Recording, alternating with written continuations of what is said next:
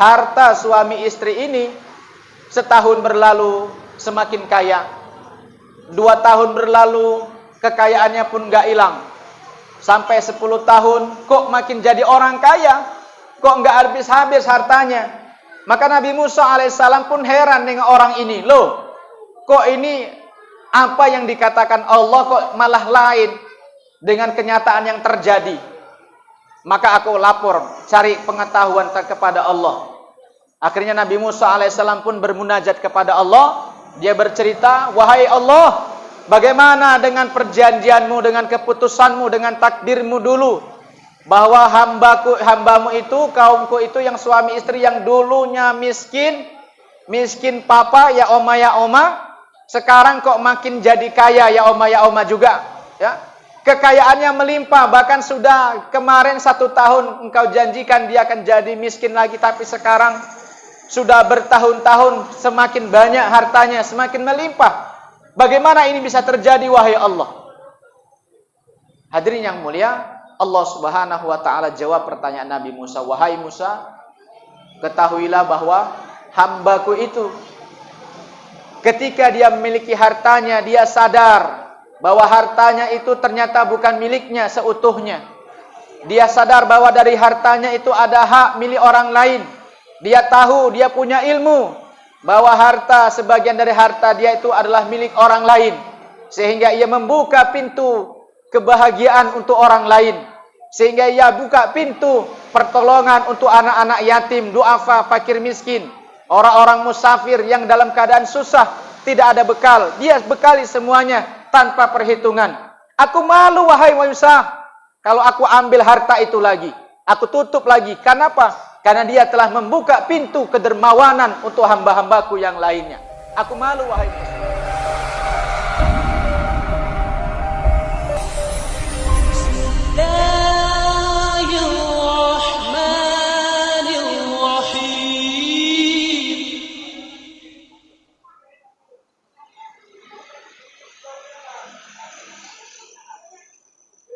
Bismillahirrahmanirrahim.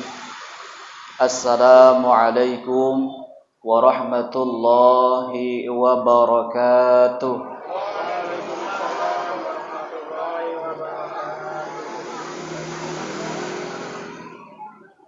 Alhamdulillahilladzi arsala rasulahu bil huda wa dinil haqq liyudhhirahu 'ala ad-dini kulli walau karihal musyrikin. Asyhadu an la ilaha illallah al-malikul haqqul mubin wa asyhadu anna muhammadur rasulullah sadiqul wa'dil amin. Allahumma fasalli wa sallim wa barik ala hadan nabiyyil karim wa ala alihi wa ashabihi ajma'in. فقال الله تعالى في كتابه الكريم أعوذ بالله من الشيطان الرجيم بسم الله الرحمن الرحيم وأما من خاف مقام ربه ونهى النفس عن الهوى فإن الجنة هي المأوى. Sadaqallahul adzim. Qala Nabi sallallahu alaihi wasallam,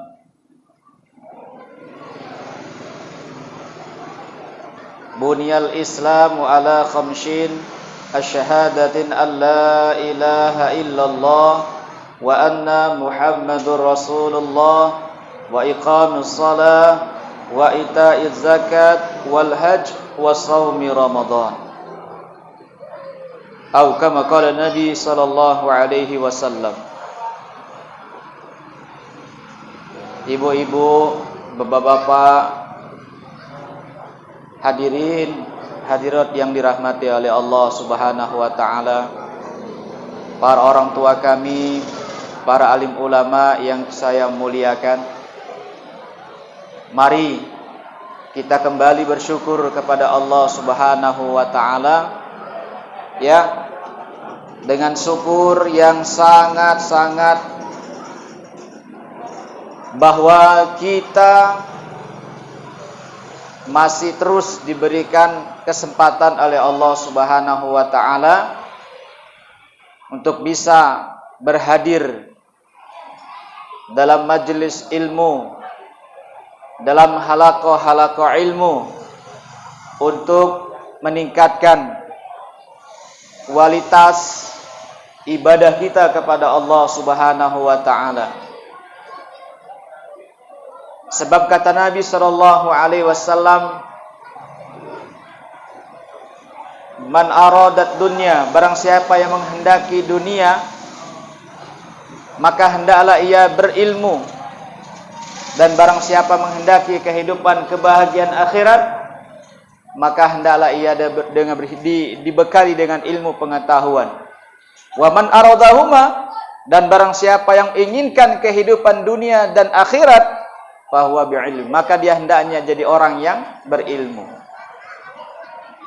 Maka untuk menuntut ilmu ini, ya, untuk menuntut ilmu, maka kita rajin-rajin datang ke majelis ilmu, majelis yang membahas ilmu pengetahuan, baik yang bersifat agama ataupun yang bersifat duniawiyat. Nah, hadirin yang dirahmati oleh Allah Subhanahu wa taala,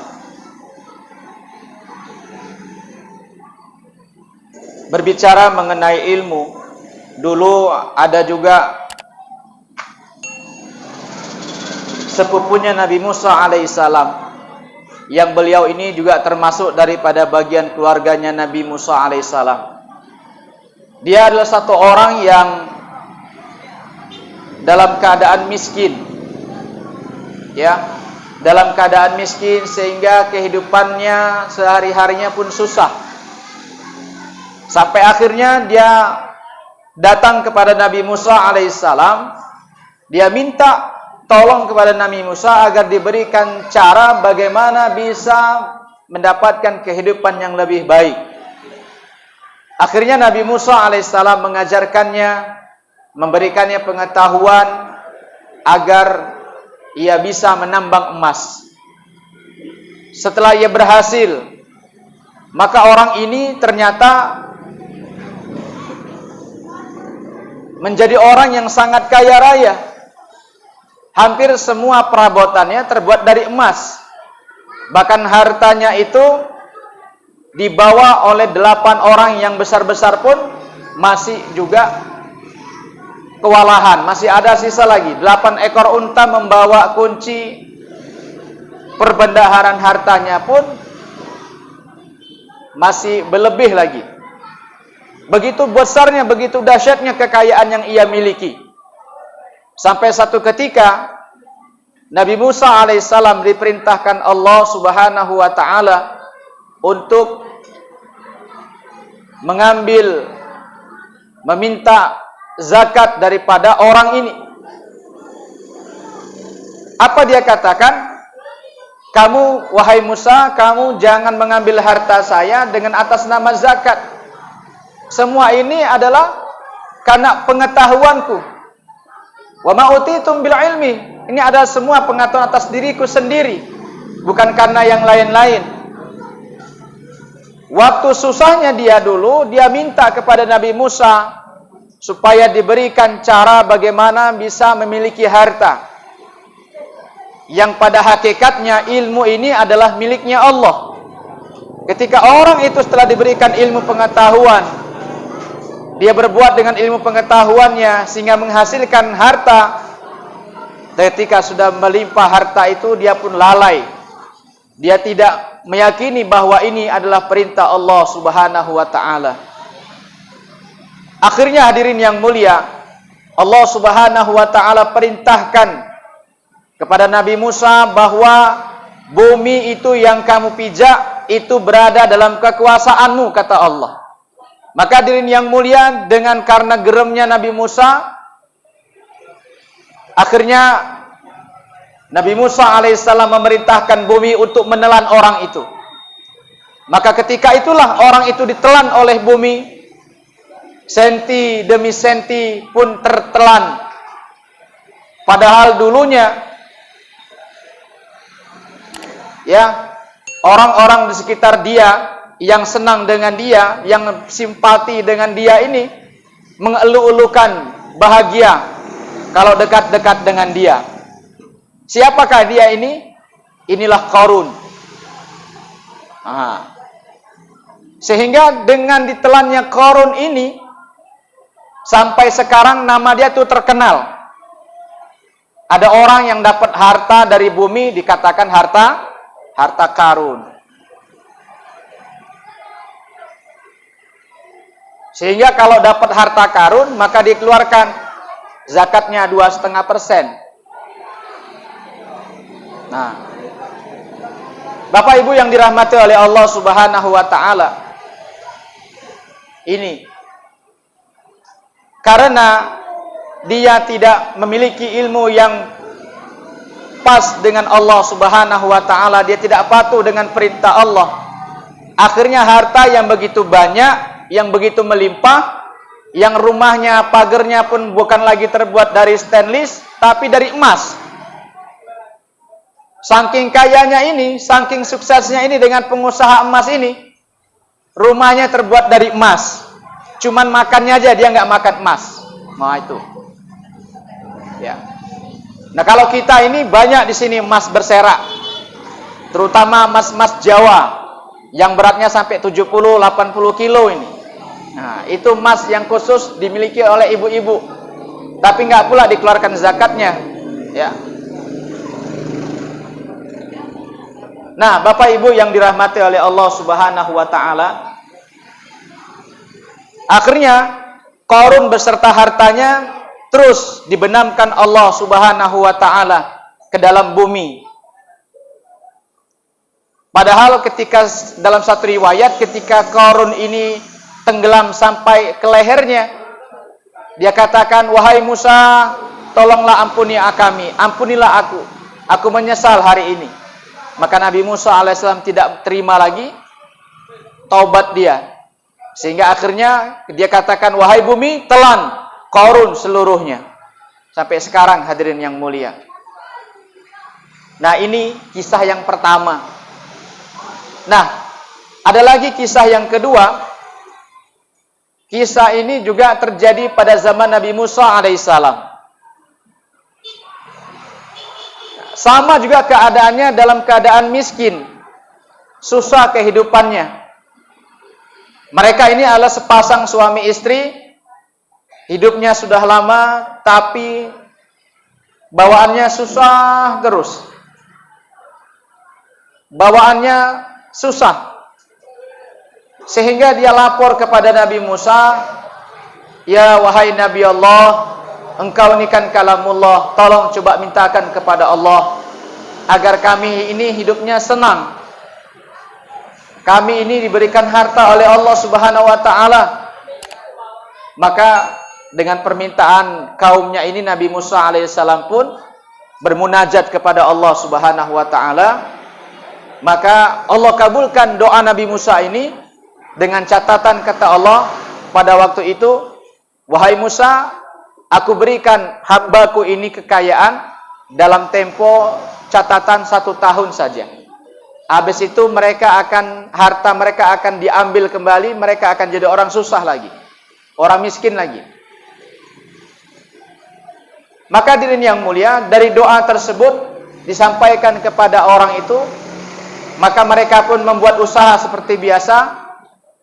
Alhamdulillah dengan usaha yang biasa mereka buat ini, usahanya itu berkembang pesat, sehingga harta mengalir terus banyak sampai tak tertampung di rumahnya, sampai melimpah ruah hartanya itu berkat doanya Nabi Musa alaihissalam. Maka ketika itu mereka ini memiliki ilmu yang sangat arif, yang sangat bijaksana.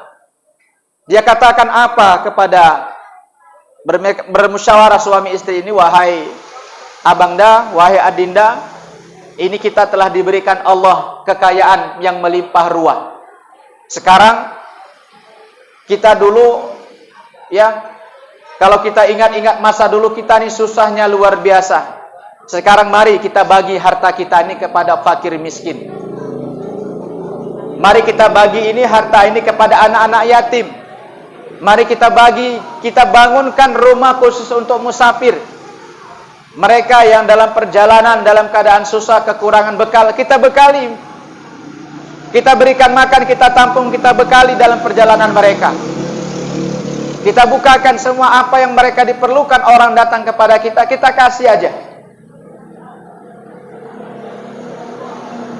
Maka Bapak Ibu yang dirahmati oleh Allah Subhanahu wa taala, dengan pengetahuan ilmu sedekah dan sifat dermawan ini, akhirnya harta suami istri ini setahun berlalu semakin kaya, 2 tahun berlalu kekayaannya pun gak hilang, sampai 10 tahun kok makin jadi orang kaya, kok gak habis-habis hartanya.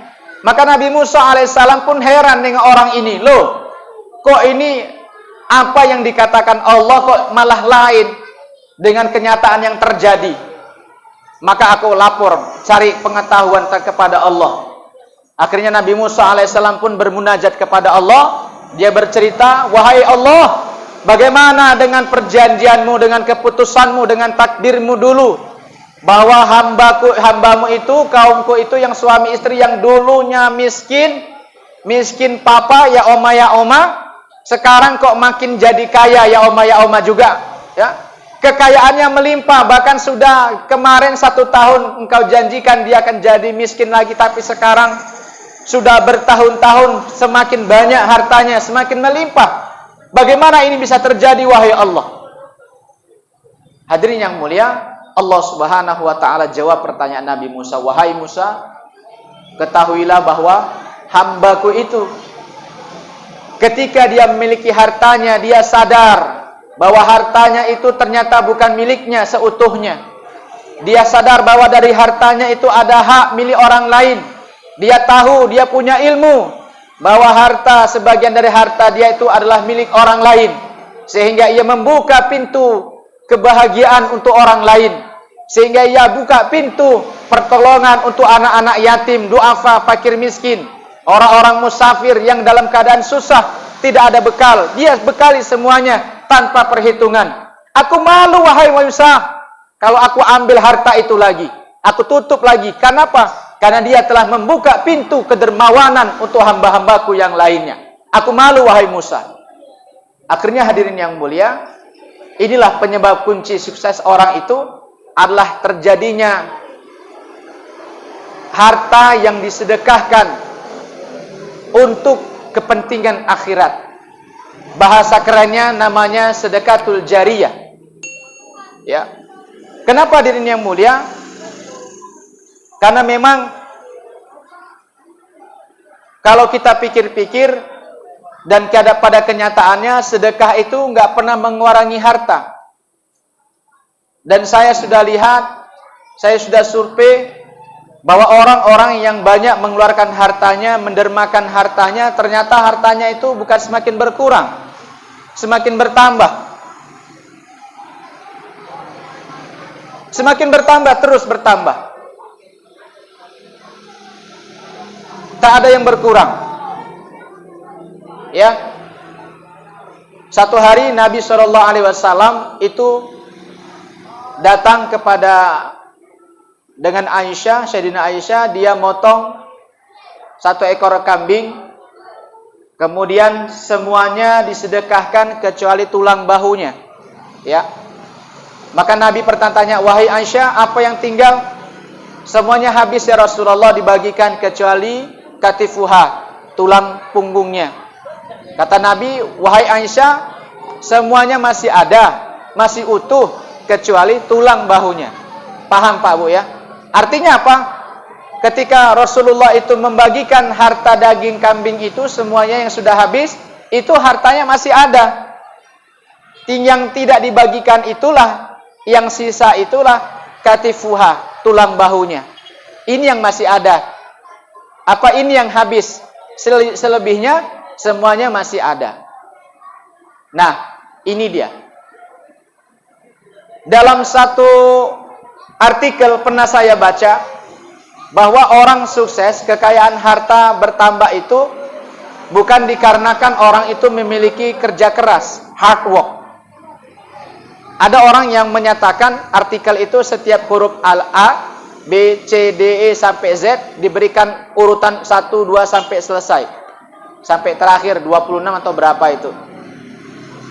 Nah, dari hitungan itu orang ini menyatakan bahwa orang kunci sukses orang bertambahnya harta orang itu, kunci suksesnya itu dikatakan pengetahuan, knowledge. Ternyata tidak. Pengetahuan itu hanya sampai 96% saja. Kemudian kerja keras, hard work. Maka ketika di total hurufnya itu masih kurang 96 sekian persen saja. Apalagi cinta juga nggak sampai, yang lain-lainnya juga nggak sampai. Tetapi ketika dituliskan sedekatun jariyah, maka nilai sedekatun jariyah ini mencapai 100%. Ini ajibnya. Ya. Jadi jemaah yang dirahmati oleh Allah Subhanahu wa taala, harta semakin kita keluarkan, kita sedekahkan, infakkan di jalan Allah, maka harta itu akan bertambah di sisi Allah Subhanahu wa taala. Akan terus berkekalan. Hari ini kita miliki uang 100 juta di bank. Ya, 100 juta di bank. Terus ketika kita meninggal, dia katakan harta saya, harta saya. Ditengok hartanya, di tabungan depositornya ada 100 juta di bank. Bukan harta dia, hadirin yang mulia. Itu bukan harta kita. Tetapi uang yang di bank itulah uang harta waris kita. Tetapi harta kita, apa itu harta kita? Harta kita itulah harta yang kita gunakan. Ya, apa yang telah kita gunakan, apa yang telah kita makan, dan apa yang telah kita sedekahkan di jalan Allah Subhanahu wa taala. Inilah harta kita yang sesungguhnya. Harta yang di luar itu bukan harta kita. Itu adalah harta waris. Maka sahabat tanya, Rasulullah tanya pada sahabat, wahai sahabatku, apa yang kalian sukai? Harta kalian sendiri atau harta waris? Maka jawab sahabat pada waktu itu, yang kami suka itu adalah harta waris, harta kami sendiri ya Rasulullah. Kalau harta waris ini Bapak Ibu yang mulia, dia ini manis, tapi banyak terjadi perselisihan di dalamnya. Banyak ketidakberkahan di dalamnya. Kenapa? Harta warisan. Kalau tak sampai adil dalam pembagiannya, bisa ribut satu keluarga. Naudzubillah. Bapak Ibu hadirin yang dirahmati oleh Allah Subhanahu wa taala. Ya. Makanya dalam salah satu hadis Nabi sallallahu alaihi wasallam, al-jannatu mustaqatun arba'atun nafar, kata Rasul, bahwa salah satu orang yang sangat dirindukan surga adalah orang yang mau memberikan wa yut'imu tu'ji'an, memberikan makan orang yang dalam keadaan lapar. Sifat ini adalah sifat orang yang dermawan sebenarnya. Dalam bahasa Arab, dermawan itu berasal dari kata sakhiyu. Ya. Sakhiyu ini, pohon ini adalah salah satu pohon yang ada di dalam surga. Dan cabang daripada sakhiyu ini, pohon dermawan ini berada di atas dunia ini. Ketika orang senang menderma, orang senang menginfakkan hartanya di jalan Allah, maka dia berarti sedang memegang ranting pohon yang namanya sakhiyu. Ketika sudah ranting ini sudah dipegang, maka pasti dan pasti pohon ini akan membawanya ke dalam surganya Allah Subhanahu wa taala. Ya, ketahuilah bahwa ketika orang sholat, ahli sholat, dia akan membawa pahala sholatnya.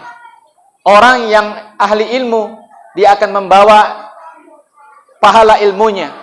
Orang yang ahli dalam bersedekah, maka dia akan membawa pahala orang yang berilmu. Dia akan membawa pahala orang yang bersolat. Dia akan membawa pahala orang yang baca Quran. Dia akan membawa pahala orang yang berzikir kepada Allah. Nah, ini pahala orang yang suka dermawan. Semua diborong oleh orang yang dermawan ini. Maka Bapak Ibu yang dirahmati oleh Allah Subhanahu wa taala, jadikanlah diri kita ini sebagai orang yang dermawan, peduli dengan sesama kita. Sebenarnya puasa ini adalah tarbiyah bagi kita untuk merasakan bagaimana penderitaan orang lain. Bagaimana sebenarnya perasaan lapar kita, haus kita bagi, kita merasa beginilah kalau orang-orang itu menderitakan haus, orang itu dalam keadaan lapar. Sebenarnya seperti ini. Ini adalah pelajaran rasa. Rasa ini yang harus kita bina sehingga kita menjadi orang yang peduli. Apalagi sekarang ini di depan kita, masjid kita ini lagi pembangunan pembelian tanah di sebelah untuk dibesarkan masjid kita ini. Maka mari kita keluarkan sifat dermawan kita, berapapun kemampuan kita. Kalaupun kita mampu sisa-sisa uang belanja kita tabungin tiap bulan, kita setorkan sama BKM, ya monggo silakan, nggak apa-apa. Dan ini melatih bagaimana diri kita ini semakin jadi orang yang dermawan. Dan harta ibu itu pasti akan terus kekal abadi selama-lamanya di sisi Allah Subhanahu wa taala. Dan ingat, ketika ada harta kita dalam masjid, pembangunan masjid, maka setiap orang yang sholat di masjid, setiap orang iktikaf di masjid, setiap orang yang datang berinfak, bersolat, berzikir, semua kegiatan yang ada di masjid, maka kita akan mendapatkan pahala mengalir terus menerus sebagaimana air mengalir sampai jauh. Ya, hadis Nabi SAW, man mata ibni Adam in qata'ahu amaluhu, bahwa ketika mati anak Adam terputus semua amalnya illa thulasa, kecuali 3 hal. Salah satunya adalah sedekatun jariyah. Nah ini Bapak Ibu hadirin yang dirahmati Allah Subhanahu wa taala. Apalagi ini zakat kita fitrah adalah sebagian daripada kita merasa diri kita ini adalah merasakan penderitaan orang. Maka kita keluarkan zakat fitrah kita yang sudah ada ketentuannya. Bagi kita yang memiliki harta, ya kita keluarkan harta kita, jangan ditimbun-timbun. Kalau kita tidak mengeluarkan zakat harta kita yang sudah mencapai nisab dan haulnya, pasti nanti satu saat Allah akan ambil secara paksa harta kita itu. Kalau sudah Allah ambil harta kita secara paksa, sakit Bu rasanya. Bagaimana caranya? Kadang-kadang Allah berikan penyakit yang tak kunjung sembuh. Kadang-kadang Allah berikan musibah, kebakaran, pencurian dan lain sebagainya. Banyak sekali. Maka oleh karena itu, sebelum hal itu semua terjadi, mari kita jadikan diri kita ini sebagai orang yang dermawan. Karena sifat orang beriman, dermawan ini adalah salah satu sifat orang-orang yang dipuji oleh Allah Subhanahu wa taala. Ya. Mungkin bentar lagi sudah mau masuk iftar. Kita sudah menunggu-nunggu, apalagi ini Bu, kadarnya suasananya masih di bulan Ramadan, ya. Ketika di bulan Ramadan ini kita ambil momentumnya, ya, kita ambil momentumnya. Bagaimana momentum yang kita ambil? Disinilah semua amal ibadah itu dilipat gandakan oleh Allah Subhanahu wa taala. Karena inilah bulannya umat Rasulullah. Jadi kita ini harus pandai-pandai beramal, pandai-pandai menimbang rasa. Kalau kita memiliki harta, mau menyumbang untuk tanam masjid, ya bulan sekarang ini jangan sampai habis di bulan Ramadan. Kalau sekarang ini ada, kalaupun nanti belum ada, di bulan depan pun nggak apa-apa. Kalau mau tambah lagi di bulan depan lagi juga nggak apa-apa. Yang penting di bulan ini kita infakkan harta kita itu, supaya apa? Semakin bertambah nilainya di sisi Allah Subhanahu wa taala. Kenapa? Karena ini bulannya umatnya Rasulullah. Kalau kita menghadapi umur kita yang pendek-pendek ini, nggak sanggup kita ini. Makanya Allah berikan bulan Ramadan ini supaya mengimbangi ibadah kaum-kaum terdahulu, umat-umat terdahulu yang umurnya itu ratusan tahun, ribuan tahun. Kita umurnya pendek-pendek, 60-70 tahun, tapi ibadahnya bisa mencapai seperti dengan umat-umat yang terdahulu. Mungkin dengan ini saja tausiah bersama kita ini. Mudah-mudahan di Ramadan tahun ini kita semuanya amal yang kita buat ini diterima Allah Subhanahu wa taala, dan kita berdoa kepada Allah dengan Ramadan tahun depan kita masih dijumpakan oleh Allah Subhanahu wa taala pada tahun Ramadan tahun depan. Amin Amin ya rabbal alamin. Demikian saja, billahi taufik wal hidayah. Wassalamualaikum warahmatullahi wabarakatuh.